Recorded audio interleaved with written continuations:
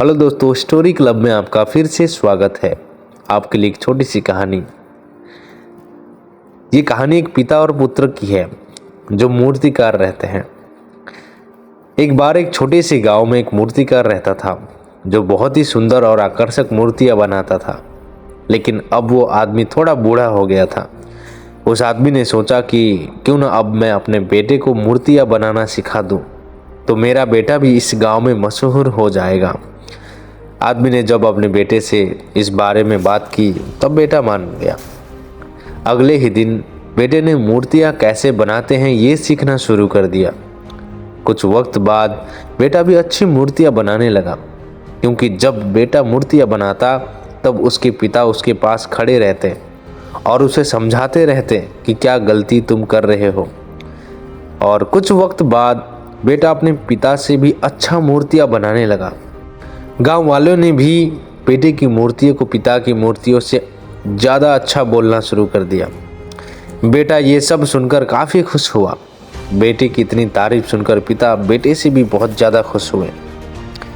लेकिन अब बेटे की बनाई हुई मूर्तियों में पिता ने जब बेटे को उसकी गलती बताई तब बेटे अपने पिता से कहा कि मैं आपसे कहीं ज़्यादा अच्छी मूर्तियाँ बनाना जानता हूँ और मेरी मूर्तियाँ की कीमत तो आपकी बनाई हुई मूर्तियों से भी ज़्यादा है।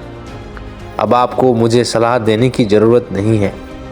बेटे की यह बात सुनकर पिता चुप हो गए और वहाँ से चले गए। फिर कुछ दिन बाद बेटे ने अपने पिता से कहा कि मुझे लगता है कि मेरी बनाई हुई मूर्तियों की कीमत उतनी नहीं होनी चाहिए जितनी अब भी है। मुझे लगता है कि मुझे दूसरी दुकान में अपनी मूर्तियाँ बेचनी चाहिए, इससे मेरा ज़्यादा मुनाफा होगा। पिता ने कहा ठीक है, तुम अपनी अलग दुकान खोल लो। बेटे ने अपनी अलग दुकान खोल दी और अपनी मूर्तियों का दाम अपने पिता की मूर्तियों से ज़्यादा रखा। अब जो लोग पिता की मूर्तियाँ ज़्यादा खरीदते थे उन्होंने बेटे की मूर्तियाँ जिनका दाम भी ज़्यादा था उनको खरीदना शुरू कर दिया। बेटा बहुत खुश था कि अब मैं अपने पिता से ज़्यादा अच्छा मूर्तिकार बन गया। कुछ वक्त तो बहुत कुछ अच्छा चल रहा था, लेकिन कुछ वक्त बाद लोगों ने बेटे की मूर्तियों को देखना भी बंद कर दिया। अब लोग पिता की दुकान पर ज़्यादा जाते और वहीं से मूर्तियाँ खरीदते। बेटे ने अपनी मूर्तियों को और अच्छे से बनाने की कोशिश की ताकि लोगों को उसकी बनाई हुई मूर्तियाँ पसंद आए, लेकिन कोई फ़ायदा नहीं हुआ। बेटा कोशिश करते करते थक गया।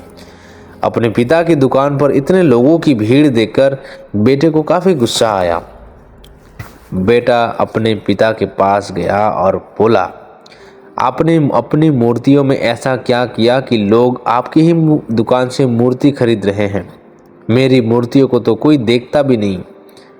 पिताजी ये बात सुनकर मुस्कुराए और उन्होंने कहा, ऐसा इसलिए हुआ क्योंकि तुमने ये सीखना ही छोड़ दिया कि अच्छी मूर्तियां बनाते कैसे हैं। ये सुनने के बाद फिर उसका बेटा बोला, लेकिन मैंने अपनी मूर्तियों को अच्छा बनाने की बहुत कोशिश की, लेकिन फिर भी कोई फ़ायदा नहीं हुआ। ये सुनने के बाद फिर उसके पिताजी बोले, ऐसा इसलिए हुआ क्योंकि तुम्हें पता ही नहीं है कि तुम कहाँ गलती कर रहे हो। मैं तुम्हें जैसा मूर्तिकार बनाना चाहता था वैसा तुम बने ही नहीं, बल्कि थोड़ी सी तारीफ लोगों से सुन लेने पर तुम्हारे अंदर इतना घमंड आ गया कि तुमने अच्छी मूर्ति बनाना सीखा ही नहीं। तुम थोड़े में ही इतना ज़्यादा खुश हो गए।